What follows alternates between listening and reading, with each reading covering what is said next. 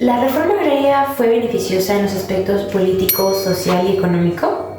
Muy bienvenidos sean a este video, quien les habla es Sonali Quintana. En esta oportunidad mi grupo y yo les hablaremos de este tema muy interesante.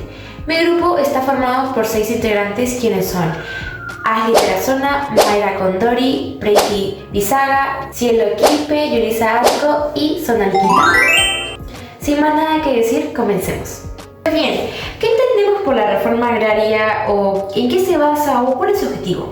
La reforma agraria es la transformación de estructura agraria de un país con el objetivo de mejorar la distribución de tierras y fomentar la justicia social y económica. También es aumentar la productividad en el sector agrícola.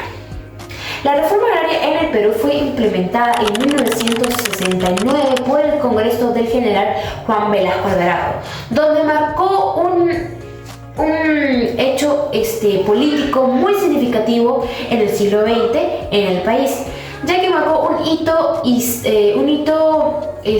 social y económico, lo cual la reforma era nacida con un contexto desigual agrario y descontento social, la cual buscaba transformar el sistema agrario caracterizado por la concentración de tierras en manos de grandes terratenientes, con el objetivo de redistribuir las tierras y empoderar a los campesinos.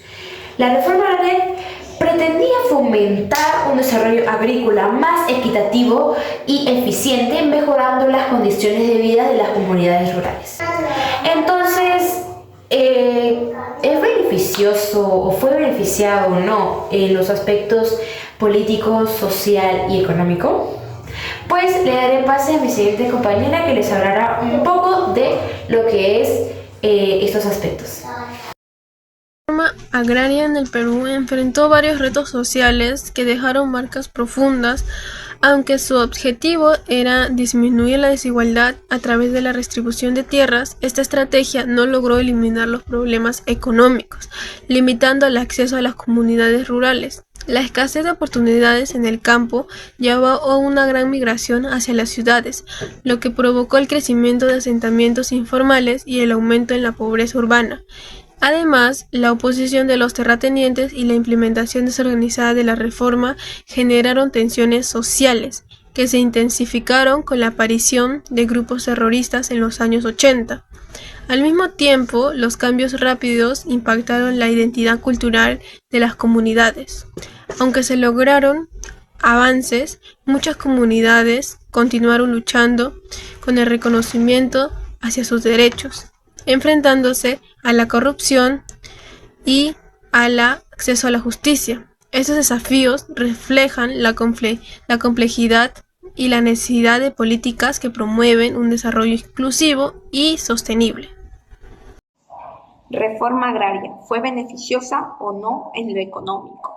La dictadura de izquierda de Juan Velasco Alvarado se dio a través de la compra forzada a grandes latifundios. La valorización de estas tierras fue considerablemente baja y la mayoría fueron canceladas con bonos, que hasta el día de hoy no se pagan. En términos generales, la ley de la reforma agraria 17.716 busca principalmente incrementar el ingreso del sector campesino y asegurar al mismo tiempo la estabilidad laboral en el sector.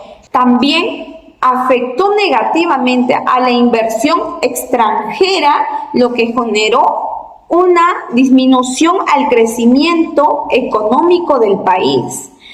La redistribución de tierras permitió a una gran cantidad de campesinos acceder a recursos, aumentando la producción agrícola y generando un efecto multiplicador en la economía, alentando la creación del empleo y la inversión en la infraestructura rural. No obstante, estos beneficios no iban a perdurar con el tiempo. La reforma suscitó oposición entre los terratenientes y otros actores poderosos, quienes percibieron de cooperativa como un riesgo para la propiedad privada y la estabilidad económica nacional. Político, la reforma agraria intentó retribuir las tierras para crear una estructura social más equitativa. Resultó en una fuente de centralización de poder en manos del Estado. Si bien inicialmente se proclamó como una medida de justicia social, en la práctica se convirtió en concentración masiva de las autoridades gubernamentales. Esto debilitó la autonomía de los agricultores y las decisiones políticas se tomaron desde la cúspide del poder estatal.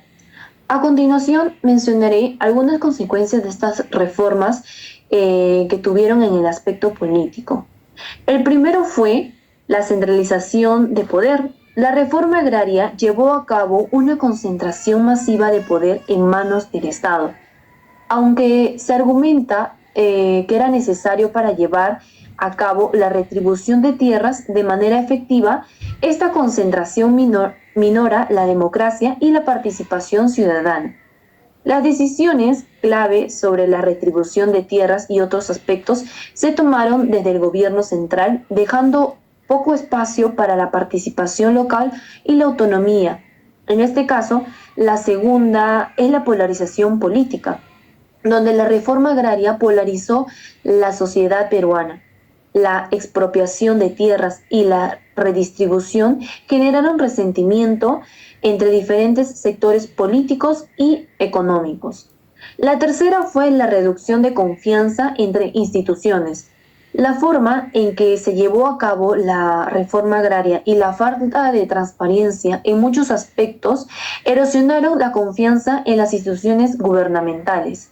La percepción de que la política se estaba imponiendo de manera unilateral, sin un proceso democrático completo, generando una desconfianza en la administración gubernamental, minando la estabilidad política a largo plazo. Por último, tenemos la inestabilidad política. En este caso, en el Perú, fue impulsada por la concentración de poder y la polarización política. Estos desequilibrios, junto con la desconfianza hacia las instituciones, crearon un entorno propicio para futuras crisis políticas en las décadas siguientes. En resumen, la reforma agraria no cumplió con sus metas y tuvo efectos perjudiciales en el país.